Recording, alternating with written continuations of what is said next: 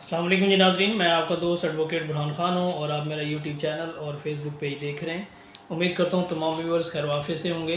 नाज़रीन, आज का जो हमारा टॉपिक है सेक्शन 147 सीआरपीसी का। पीछे हमने पढ़ा था 145 की कार्रवाई और उसके बाद 146 में हमने अटैचमेंट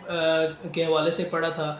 आज हम ये पढ़ेंगे कि उस पर जो राइट ऑफ ईजमेंट का जो राइट है, वहाँ पे हवा का है, रोशनी का है, वहाँ पे गुज़रने का रास्ता है, वहाँ से किसी कोई पब्लिक वे है, वहाँ से कोई गुज़रता है। और जो स्टेटस को है, जस्ट सिविल कोर्ट ने अगर स्टेटस को जारी किया हुआ है तो क्या ये मजिस्ट्रेट के जो इस 145 के आर्डर को सेटिसाइड किया जा सकता है इससे या नहीं, इसको भी हम केस लॉ की मदद से समझने की कोशिश करेंगे। तो 147 को देखते हैं। Dispute concerning right of use of immovable property. जो इमूवेबल प्रॉपर्टी पे जो राइट है, जो वो इंजॉय कर रहा है, ईजमेंट का जो राइट है, उसके हवाले से जो डिस्प्यूट्स हैं रिगार्डिंग इमूवेबल प्रॉपर्टी उसको देखेंगे। When ever any magistrate of the first class is satisfied from a police report or any other information that a dispute likely to cause breach of the peace exists regarding any alleged right of the user of any land, water, as explained in section 145 subsection 2, whether the such right claimed an easement right or otherwise. Within the local limit of the jurisdiction, he may make an order in writing stating the ground of his being satisfied and requiring the parties concerned in dispute in the matter in person or by pleader within the time fixed by such magistrate and put in written statement of their respective claims, and shall thereafter inquire into the matter in the manner provided in section 145, and the provision of this section shall be as far as the applicable as the case may be as the inquiry. 145 के तहत magistrate जो है concerning जो parties हैं उनको समन करेगा और वहाँ पे उनकी समाअत के बाद ये कंक्लूड करेगा कि कौन सी पार्टी का जो राइट है वो इस्टेब्लिश होता है और कौन सी जो पार्टी है उसने नाजायज़ वहाँ पे उस जो गुजरगाह है, जो ईजमेंट का जो राइट है उसको डिस्टर्ब किया हुआ है या कोई इमूवेबल प्रॉपर्टी के हवाले से जो ऐसा उसने काम किया है जिससे पब्लिक पीस जो है वो डिस्टर्ब हो रहा है। तो इन पार्टीज को समन करके सुन के और 145 के तहत जो है वो मजिस्ट्रेट डायरेक्शन इशू करेगा। If it appear such magistrate that such right exist he may make an order prohibiting any interference with exercise of the such right. अगर मजिस्ट्रेट ये प्रॉपर समझता है कि कोई भी पार्टी जो है उसमें इंटरफेयर नहीं करे तो दोनों पार्टीज को ये आर्डर जारी करता है मजिस्ट्रेट कि कोई भी पार्टी जो है इस लैंड में कोई भी पार्टी इंटरफेयर नहीं करेगी। Provided that no such order shall be made where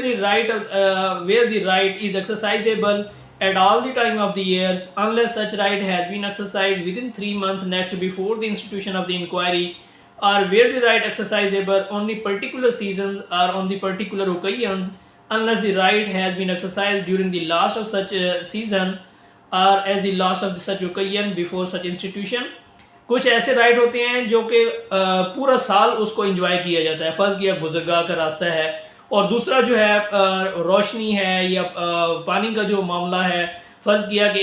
एक फसल को कुछ अर्सा तक पानी लगाया जाता है, उसके बाद नहीं लगाया जाता। जो वाटर चैनल का इशू है वो कुछ अरसे के लिए है, कुछ फ्यू मंथ के लिए है।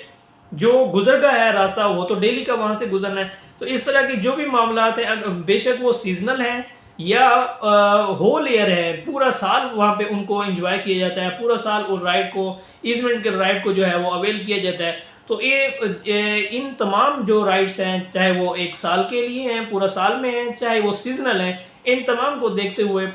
मजिस्ट्रेट जो है ये आर्डर जारी करेगा कि अगर उनके दरमियान कोर्ट ये पीछे हमने पढ़ा था 145 में, अगर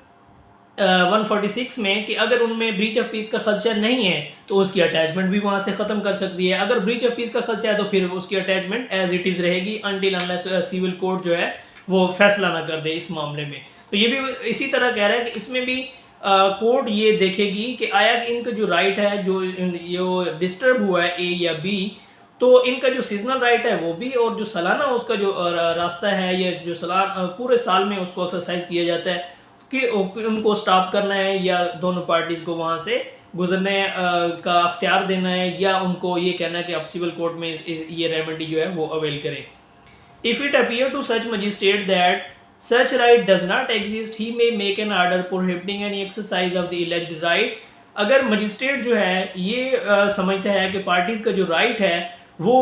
इस्टेब्लिश ही नहीं होता, तो फिर उसको कोर्ट जो है अपने आर्डर से इनको मना कर देगी। An order under this section shall be subject to any subsequent decision of the civil court of a competent jurisdiction। ये जो आर्डर है ये competent कोर्ट का जो अख्तियार है, जो सिविल कोर्ट का, जिसने रिसीवर अपॉइंट करना है या जिसने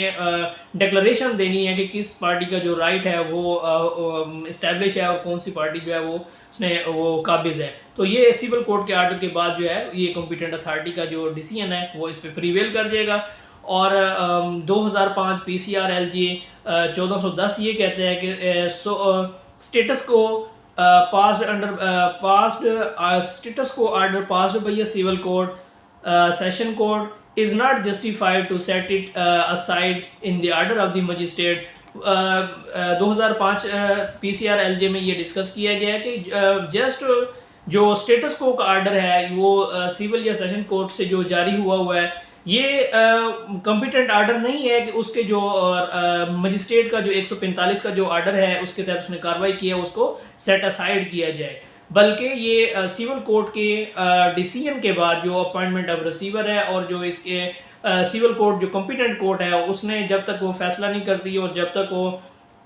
आफ्टर रिकॉर्डिंग ऑफ एविडेंस इस नतीजे पर नहीं पहुंचती कि कौन सी पार्टी का राइट इस्टेब्लिश होता है, तो जस्ट स्टेटस को से जो है 145 की जो कार्रवाई है उसको सेट असाइड नहीं किया जा सकता। तो ये था आज का हमारा टॉपिक। उम्मीद करता हूँ तमाम दोस्तों को ये टॉपिक पसंद आया होगा। तो कल तक के लिए अपने भाई को इजाज़त दीजिए। अल्लाह ताला आपका हामी नासिर व अस्सलाम। Thank you.